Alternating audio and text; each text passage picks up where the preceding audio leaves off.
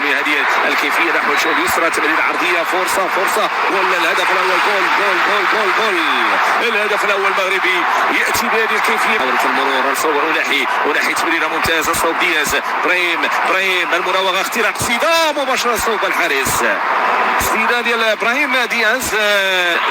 بدايه لبناء العمليات الهجوميه بهذا الشكل. محاوله المنتخب الاوغندي كيحافظوا على الكره وهذا هو المهم، وممتازه جميل هذه تمريره صوب ايكامان بعيد عليه الكره. مستوى التمرير كما تابعنا في اللقطه الماضيه تحديدا.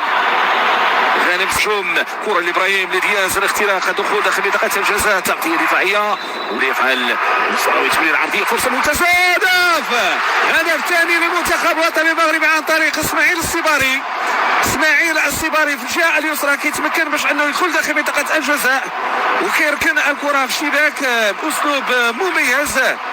اسماعيل السباري تعامل مع الكره بشكل ممتاز، تمريره عرضيه جانبيه داخل منطقه الجزاء. ما نساوش بانه صاحب التمرير أناحي ملي كياخذ الكره كيزيد الامام بعد الشيء، وبعد ذلك كيسدد بقوه، كان ممكن انه يسجل الهدف الثالث.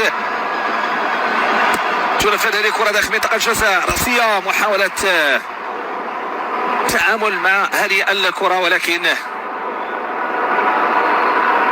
وهذه محاولة خطيرة للمنتخب الأوغندي.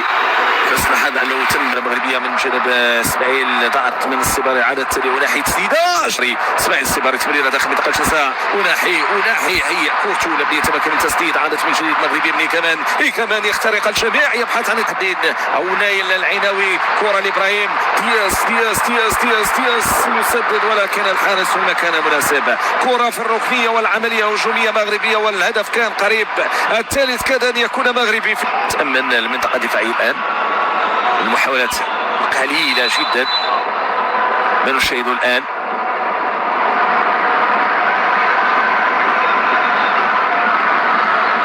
المنتخب يبحث يسرى، محاولة من سفيان رحيمي، تمريرة داخل منطقة الجزاء عند ابراهيم دياز، سديدة شميلة من السباري، رحيمي، الاختراق، مرور ممتاز، وسقوط ضربة جزاء. يقول الحكم ضربة جزاء، هذا هو سفيان، هذا هو رحيمي، هذا هو اللاعب المطلوب، نعم. سفيان يتقدم، جول. هدف ثالث للمنتخب الوطني المغربي، هذه المرة من نقطة الجزاء. عملية هجومية من جانب الياس خماش، الدخول داخل منطقة الجزاء، تمريرة ممتازة، الهدف الرابع عند بلال الخنوس الذي يضع الكرة في الشباك، معلنا عن رابع الأهداف.